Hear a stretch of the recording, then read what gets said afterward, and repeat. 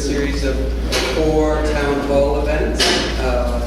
This is, our focus today is local food, and we have a wonderful moderator who's going to lead the show today. Her name is Olivia Sargent. But I just wanted to take a moment to give some opening remarks, a little bit about Common Ground, and maybe just say a brief thought. Common Ground is a nonprofit here in town that wants to put on events like this, wants to engage the public forum, wants to activate the people. I think if anything in the last couple of weeks, this town has got a great reminder that we have a very strong voice here. With the whole ordeal at Bishop Park, we got to see our voice in action, and it sounds like our farmers market's not going to be displaced, and we're going to be able to continue to enjoy it the way we've been enjoying it. So with that in mind,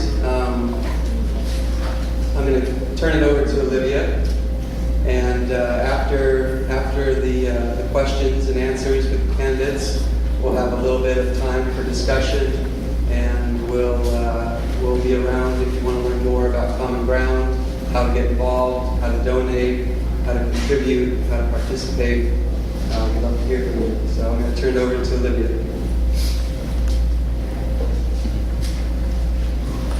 Thanks for coming, everyone.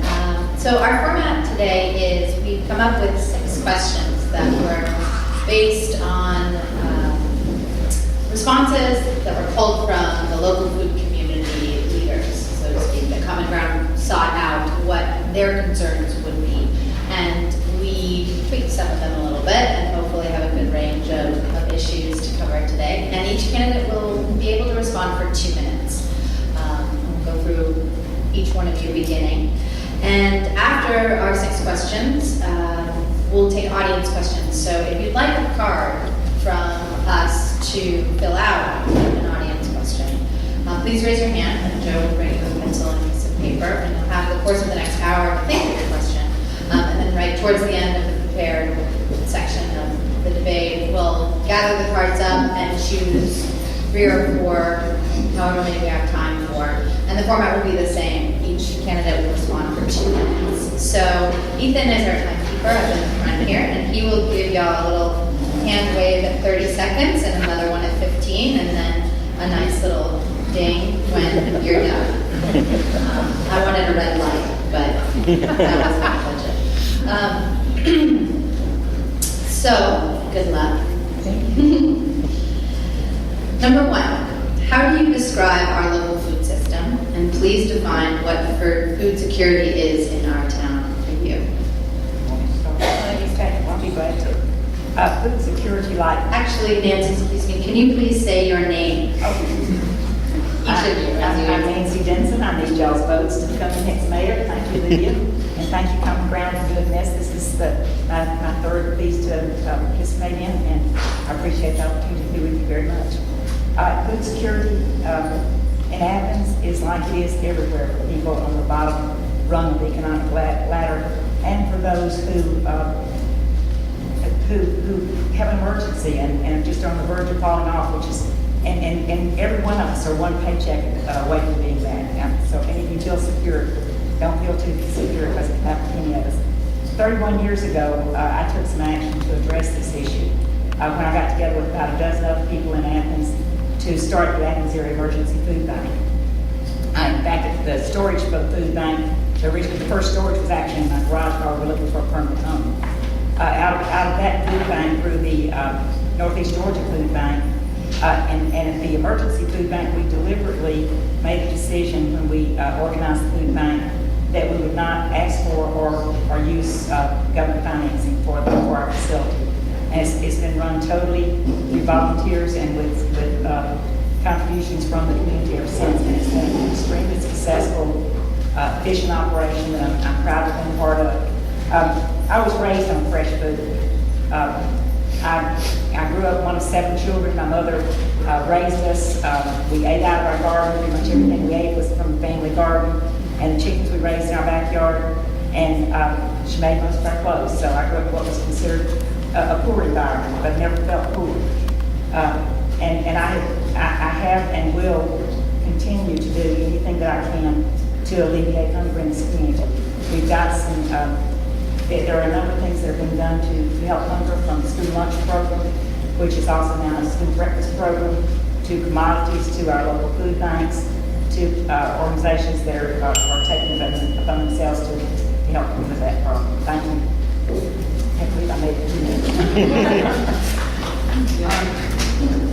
I'm Gwen O'Looney, and these are two important questions, and they're very broad. They could take a lot more than 2 minutes. I think it's important that we tell you about ourselves through the answers. So I'm going to join in sharing that I was a part of the beginning of the Northeast Georgia Food Bank.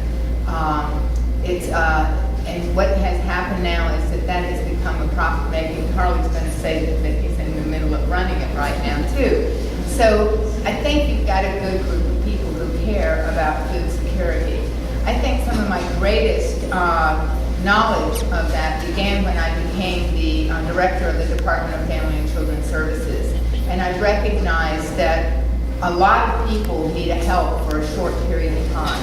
And the pride with which those people determine what kind of help they use food stamps are often left out. They don't recognize how much that little amount can mean over a period of time. But so that's one of my acquaintances. I'm now at Action Incorporated, and I just worked with them over the last couple of months in expanding the number of private donors that they have to their program, so that they take that food from everything from Starbucks to St. Mary's Hospital, and they take it to places that where the homeless are being fed. Those are food insecure people. This morning, I started at 7 this morning at Paldo, where we handed out food from the USDA that was surplus from the food bank. That program lasted a long time. I helped start it in 1982.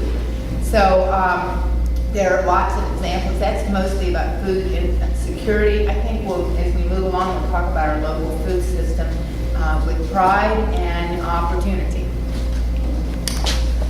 My name is Charlie Maddox, and I'm asking for your vote. As I listen to my fellow friends here, food is one of the most important things in our society, and lack of it really brings home an important issue. I spent the last 12 years on the board of directors of the Food Bank of Northeast Georgia. This past year, we distributed over 9 million pounds of food. 9 million pounds of food. And the way that we developed that over the years, we have agencies that become agencies with the food bank, and they in turn come and we are the wholesaler. We don't say we charge them, but we have an anti-hoarding fee by which they are able to obtain food from us. And through some innovative programs, we've been able to get money from the state, from the U.S. government, as well as from the U.S. Department of Agriculture. We distribute all of that.